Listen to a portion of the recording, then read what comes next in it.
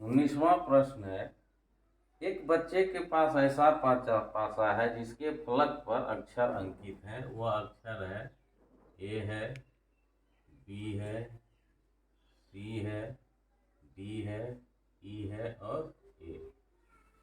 तो इसमें से कहता है ए प्राप्त हो की प्रायिकता और डी प्राप्त हो की प्रायिकता ज्ञात करना है। यानी कि ए की प्रायिकता और पी ए की प्रायिकता मांग रहा है और दूसरा में पी डी की प्रायिकता। इसकी संख्या अंश होगा और इसकी भी संख्या अंश होगा और हर जो है ये गिनती की संख्या जितनी है उतनी। तो यहाँ 6 है तो 6 हो जाएगा। तो इसमें जो है कहता है कि फलक जो है वह 6 है। तो इसमें लिखना होगा हल में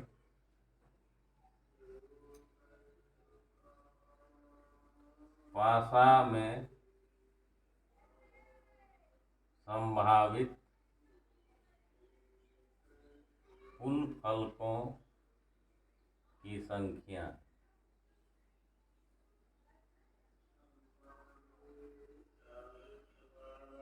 तो गिनती संख्या तो गिनती होता है, तो यहाँ से गिनने पर तो 6 आएगा। ये हमारा हल हो। अब है कहता है ए हो तो पासा में ए के अनुकूल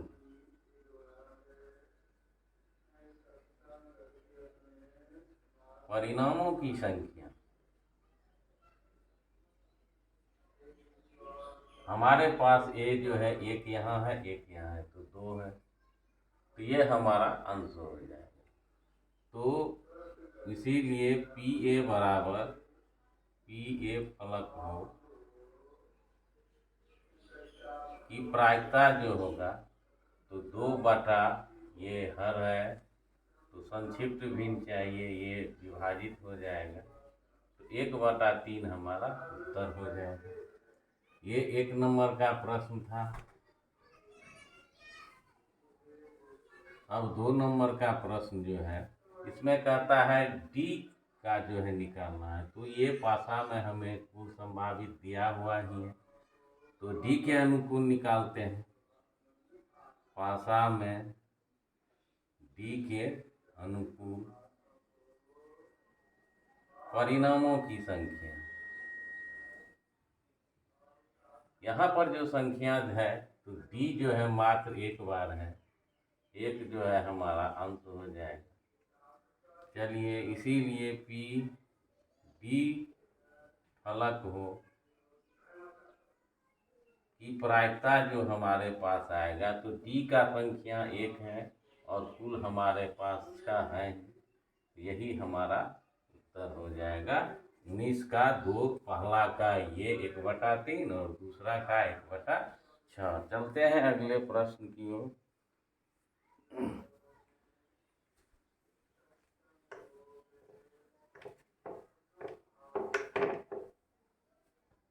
20वां प्रश्न में जो है वह एक आयत दिया हुआ है और बीच में जो है ये हमारा वृत्त है और यह 3 मीटर है और यह 2 मीटर है और इसका व्यास जो है हमें 1 मीटर दिया है। अब यह कहता है कि पासा जब फेंकेंगे तो इस क्षेत्र के अंदर गिरना चाहिए, इसके बाहर कहीं नहीं आना चाहिए। तब बताइए इस क्षेत्र की प्रायिकता क्या है। ये बाहर नहीं, इसमें केवल आना चाहिए।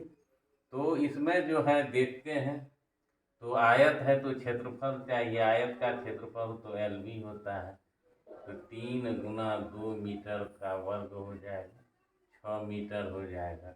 और वृत्त का जो क्षेत्रफल है वो होता है πr²। यहाँ पे व्यास हमको दिया हुआ है तो पाई आधा हो जाएगा, मीटर स्क्वायर हो जाएगा तो π/4 मीटर स्क्वायर ये हमारा वृत्त का क्षेत्रफल हो जाएगा। तो इसी चीज को जब लिखना पड़ेगा तो जो छोटा होता है वो तो ऊपर जाएगा, अंश बनेगा, और जो बड़ा है वो हर बनेगा, नीचे जाएगा।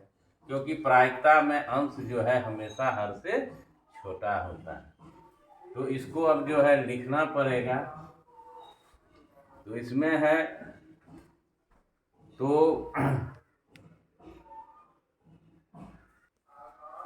कुल संभावित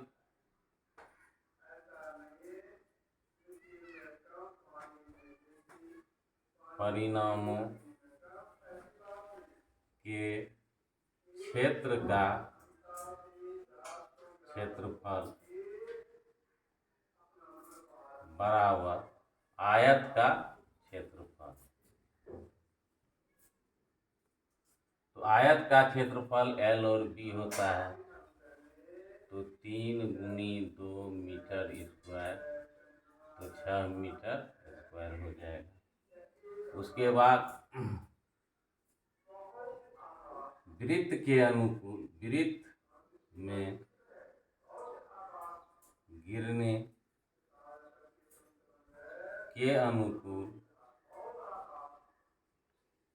क्षेत्र का क्षेत्रफल बराबर पाई आर स्क्वायर, पाई व्यास आर जो होगा D/2 होगा, तो 1/2 मीटर, तो 1/2 का होल हो जाएगा मीटर स्क्वायर।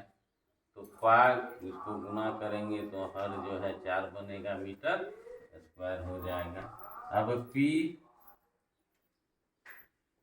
वृत्त में गिरने, वृत्त में गिरने, वृत्त में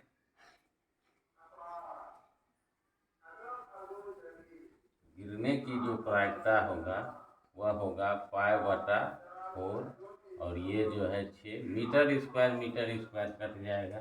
इसको हम लोग करते हैं ऊपर में भी अंश है, नीचे में भी अंश है। ये मेन लाइन है, ऊपर भी अंश बटा हर चाहिए और नीचे में भी अंश बटा हर चाहिए। तो अंश यहाँ 6 है, हर, तो पाई/4 गुनी, तो ऊपर जब आता है तो हर बटा अंश हो जाता है 1/6, तो ये हो जाएगा पाई/24। ये हमारा उत्तर हो जाएगा। चलते हैं अगले प्रश्न की ओर। 21वां प्रश्न है, कहता है 144 पेनों का समूह है, तो कुल संभावित परिणाम हमारे पास आ गया। कुल संभावित परिणामों की संख्या, हमारे पास 144 बॉल पेन है। अब कहता है 20 बॉल पेन खराब है। खराब बल्बों के अनुकूल परिणाम की संख्या हमारे पास 20 है। अब जब खराब है तो अच्छे बल्ब भी होने चाहिए।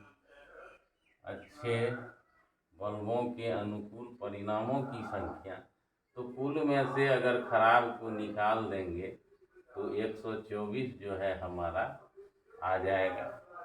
तो ये हमारा अंश बनेगा, ये भी हमारा अंश बनेगा और ये हमारा हर बनेगा। अब देखते हैं क्या कहता है।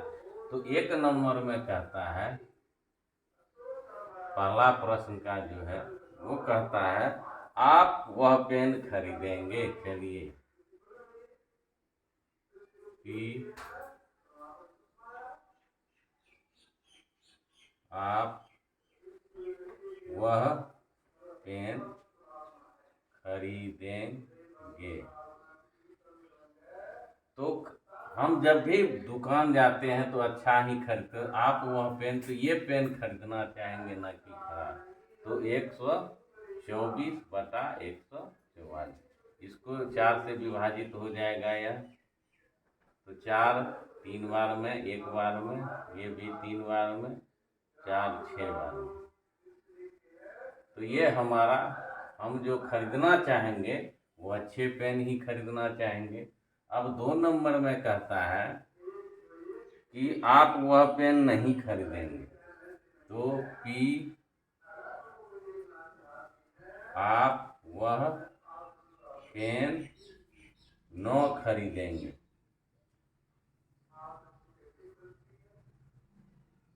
इसकी प्रायिकता जो हो जाएगी तो हम लोग जो है कौन सा पेन, नहीं तो खराब पेन कभी भी, तो खराब पेन हमारे पास 20 है और नीचे में तो कुल 144 है ही। ये भी कट जाएगा तो 2 से ये 10 हो जाएगा, 2 से ये 7 और 2 हो जाएगा, और ये 2 से फिर कट जाएगा, ये 36 हो जाएगा। तो 5/36 यह हमारा उत्तर हो जाएगा। चलते हैं अगले प्रश्न की ओर। 22वां प्रश्न में दिया हुआ है घटना दो पासों की संख्याओं का योग जो है हमें 2 दिया है, 3, 4, 5, 6, 7, 8, 9, 10, 11, 12, कुल 11 परिणाम की है यहाँ चर्चा। और प्रायिकता हमको दी गई है 2 का 1/5 का 5 प्रायिकता जो है दी गई है। तो प्रायिकता में जो है 2 का 1/36 है, 8 का है। और यहाँ पे सबसे बड़ी बात है पासा जो है 2 ठो है, तो एक पासा को एक बार फेंकने पर उसका परिणाम अलग होता है। उसी एक पासा को अगर 2 बार फेंकेंगे या 2 पासे को एक साथ फेंकेंगे तो उसमें जो है परिणाम अलग होंगे। तो इसके लिए अब देखते हैं कि 2 पासे हैं तो उसकी स्थिति क्या होगी। तो पहला पासा का 1, 2, 3, 4, 5, 6, फिर 1, 2, 3,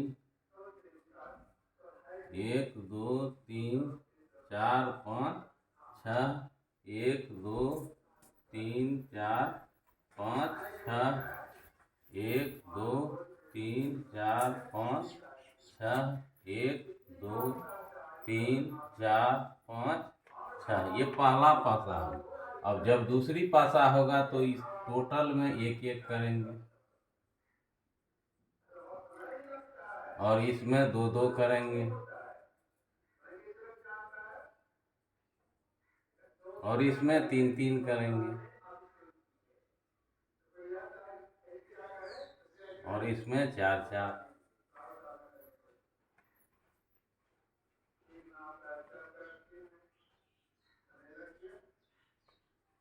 5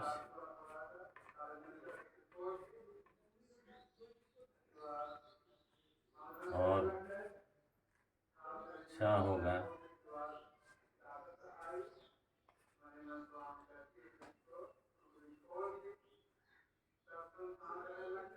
अब जब 2 पासे को फेंकेंगे तो एक में 1, 2, 3, 4, 5, 6 आएगा, दूसरा में भी 1, 2, 3, 4, 5, 6 होगा। देखिए अधिकतम योग जो होगा यहाँ 2 होगा न्यूनतम, और अधिकतम योग 12 होगा। तो इसमें देखते हैं योग जो है हमारा यह कहता है 2, तो 2 जो है यहाँ पे आ रहा है 1, 1, और इसकी संख्या अगर ढूंढेंगे तो इसकी संख्या 1 आएगा, और कुल अगर गिनती करेंगे तो कुल 36 परिणाम होगा। संभावित कुल परिणाम 2 पासों में 36 होते हैं। तो 6, 14, 12, 6, 18, 6, 24, 54, 33, 50, 2 पासों को जब भी फेंकेंगे तो इसी 36 परिणाम में से कोई एक परिणाम हमेशा देगा। ऐसा नहीं है कि इस अंक के अलावे कोई और आएगा, जब भी आएगा यही आएगा। तो यहाँ 2 हमारा एक बार आया है, इसका मतलब है 2 पासों की संख्याओं का योग और संख्या। तो 2 जब आता है तो एक बार आता है, 3 आता है तो 2 आता है, 4 आता है तो 3 आता है, 5 पे जो है 4 आएगा, 6 पे 5 आएगा, 7 पे 6 आएगा, और 8 पे अब घटते 6 आ गया अधिकतम, तो ये 6 ही है। उसके बाद घटते 1 से 6 तक आना है फिर वापस, तो 6 के बाद जो है 5 आएगा। 8 जो है योग में जो है 5 बार आएगा, फिर 9 है 4 बार आएगा, 10 है 3 बार आएगा, 11 है 2 बार आएगा, 12 जो है 1 बार आएगा। जब ये टोटल परिणाम को जोड़ेंगे संख्या तो ये 36 होगा। अगर योग 2 का पूछेगा तो 1/36, 3 का पूछेगा योग तो 2 पासे तो 2/36 कट जाएगा 1/18, और ये जो होगा 3 होगा ये भी कट जाएगा, ये भी। तो अगर 7 का पूछेगा तो 6/36। इस तरह से ये हमें याद रखनी पड़ेगी। और अगर 3 है तो 3 जो है 2 बार आता है, यहाँ पे हम लोग देख सकते हैं, ये 2 बार आता है गिनती में। उसके बाद 4 जो है हमें 3 1 4 3 1 4, ये 3 बार आता है। इस तरह से जो है ये आएगा 5। इस तरह से बढ़ते जाते हैं और उसके बाद घटते घटते तो यहाँ पे हो जाएगा 2/36। अब कट जाएगा, काट देना है। उसके बाद यहाँ पे 3/36 हो जाएगा। 4/36 काट के लिख देना है। 5/36, 6/36। फिर ये घट जाएगा, 4 बार आता है योग, तो 4/36 काट देंगे, 3/36 और यह होगा 2/36। जो कटेगा उसको काट करके लिख देना है। इस तरह से जो है हमें 2 पासों के लिए याद रखना है। 2 का योग जो है 1 बार आता है और यह अधिकतम जो है 7 में 6 पर आएगा। उसके बाद 8 में 1 घट जाएगा, 8 में, फिर 9 में, फिर 10 में। इस तरह से घटते घटते 2 और ये 12 एक एक बार ही आते हैं। तो इस तरह से ये पासों के संबंधित प्रश्न है और इसको जो है ये आपको आना चाहिए बनाने के लिए और ये ध्यान में रखना चाहिए। अब दूसरा प्रश्न है इसमें। तो पहला प्रश्न है, तो दूसरा कहता है कि ये परिणाम जो है 11 है, एक बोला कि नहीं दूसरे में कि सभी को जो है 1/11 प्रायिकता दे रहे हैं। अब 1/11 प्रायिकता उस बच्चे द्वारा दिया गया है और वह ये तर्क देता है कि यहाँ 11 परिणाम है, तो 1/11 सभी का। ठीक है, अगर ये पासा का योगफल नहीं रहता तब तो इसका बिल्कुल सही है। अगर यह लिखा रहता किसी पर्ची पर 2 3 4 5 6 7 8 9 10 11 12 है, तो तभी सब समप्रायिक हो जाते, सभी की प्रायिकता क्या हो जाती, समप्रायिक हो। लेकिन यहाँ पासा का योगफल दिया है, अतः 2 में जो है बच्चे द्वारा दिया गया तर्क जो है यह सत्य नहीं है, यह क्या है, असत्य है। क्योंकि ये समप्रायिक तभी होंगे जब यह किसी, मान के चलिए थैली में पर्ची पे 2 लिखा है 3 लिखा है, इस तरह का दिया रहता तो यह सत्य होता। लेकिन यहाँ पे जो है घटना दिया गया 2 पासा का योगफल, तो इसके हिसाब से जो है उस बच्चे द्वारा दिया गया प्रश्न जो है वह क्या है, पूर्णतः गलत है। चलते हैं अगले प्रश्न। तो 23वां प्रश्न से पहले चलते हैं 24वां प्रश्न जो है इसी पर आधारित है, इसीलिए पहले 24 का ही बता देते हैं। उसके बाद इसमें कहता है एक पासे को जब 2 बार फेंके जाते हैं तो बताइए 5 किसी पर भी नहीं आए, इसकी प्रायिकता क्या होगा। तो कुल संभावित परिणाम तो हमारा 2 पासों के लिए कुल संभावित परिणाम तो 36 होगा ही, परिणामों की संख्या 36 होगा ही।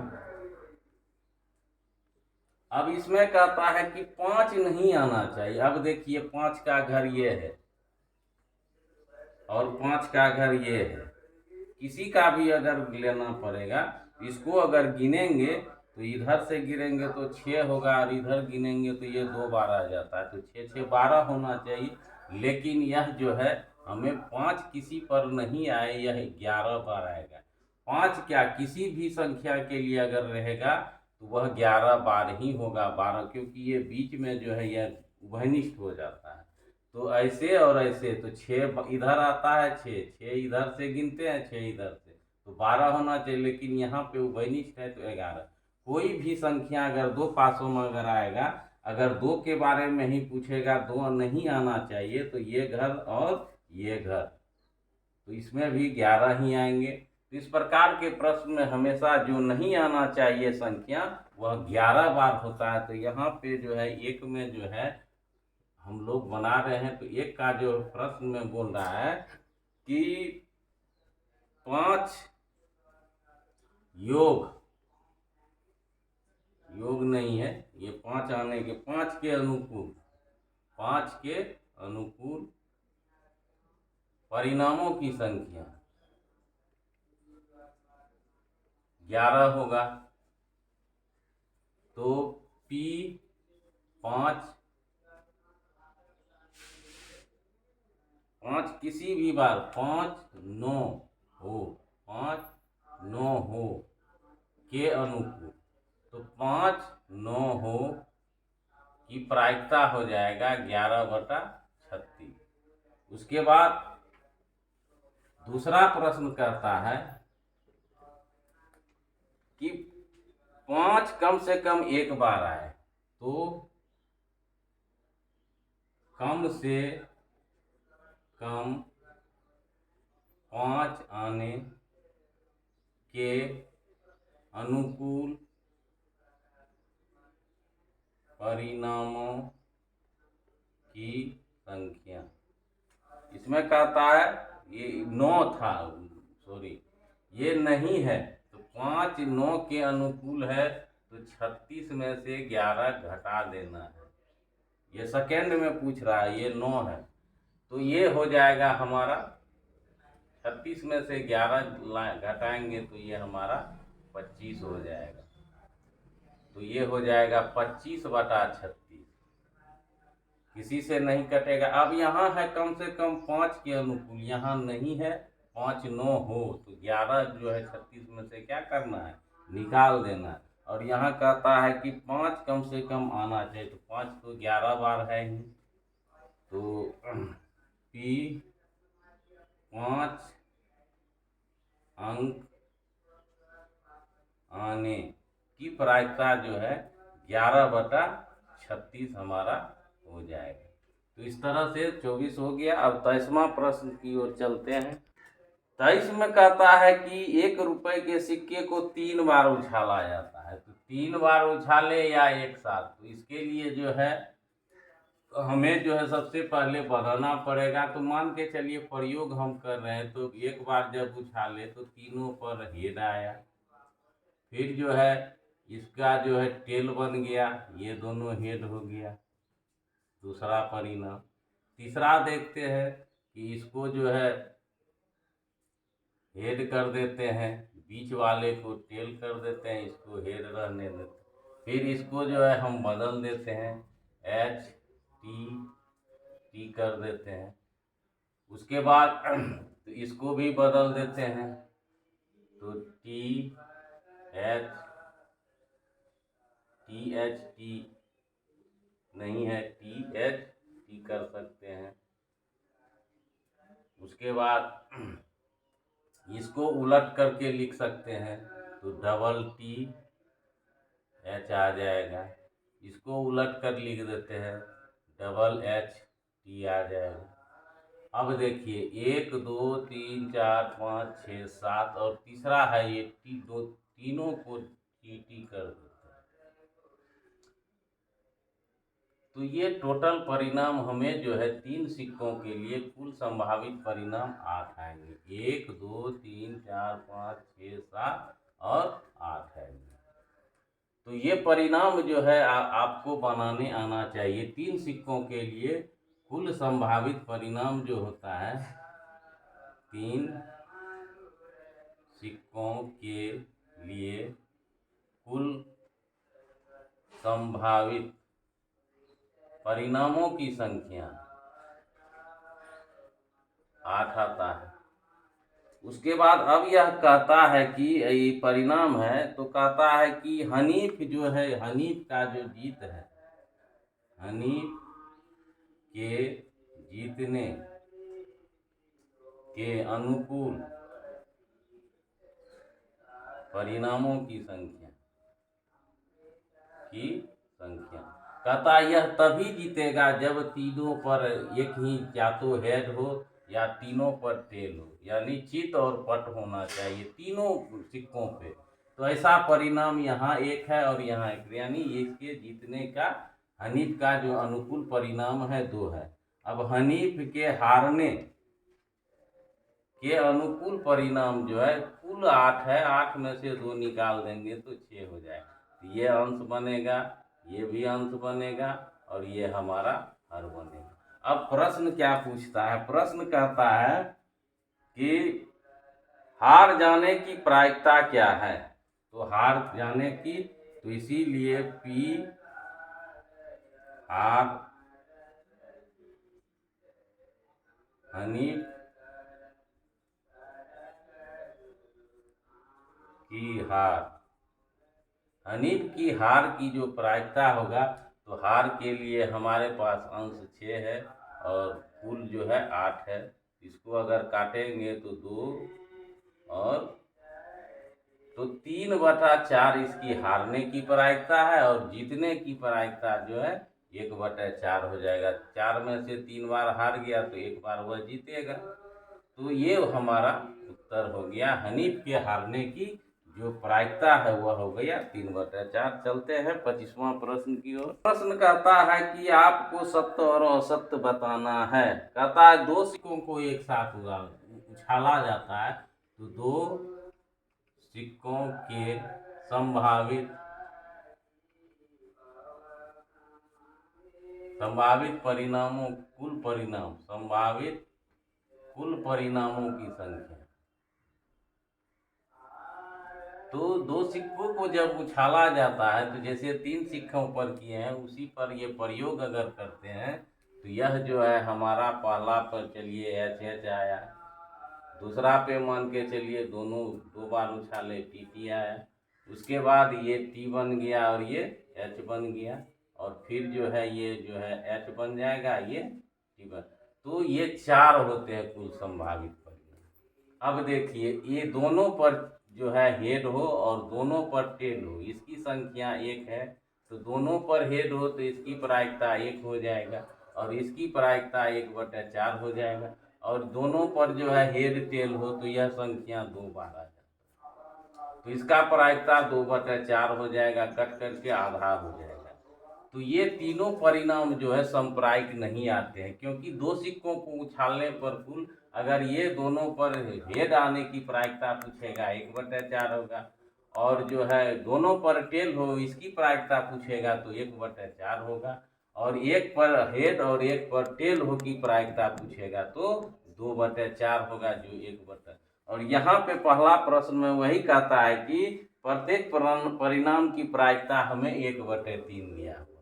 तो ये जो है 1/3 तभी होगा जब सिक्कों के कुल परिणाम की संख्या 3 आता है। तो ये कहता है कि ये और ये दोनों को गिन करके 1 बना रहा है। तो यहाँ पे यह जो है संप्रायिक नहीं है क्योंकि सबका परिणाम जो है प्रायिकता में 1/3 दे रहा है, अतः ये पहला जो है हमारा क्या हो जाएगा, असत्य हो जाएगा।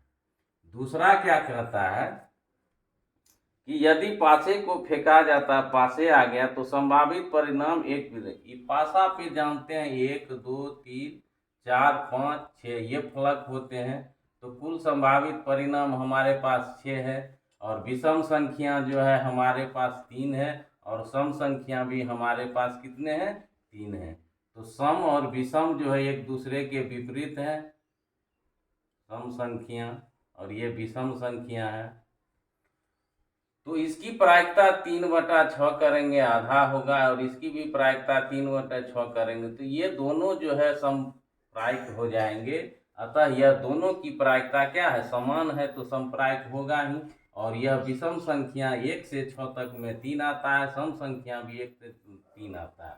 तो यहाँ पे वही बोल रहा है तो इसकी ज्ञात करने की प्रायिकता 1/, यहाँ पे हम लोग लिखेंगे हाँ यह सत्य है, हाँ यह सत्य है क्योंकि संभावी प्रायिकता 1/2 है। इस तरह से जो है हमारा यह 15.1 चैप्टर समाप्त हुआ।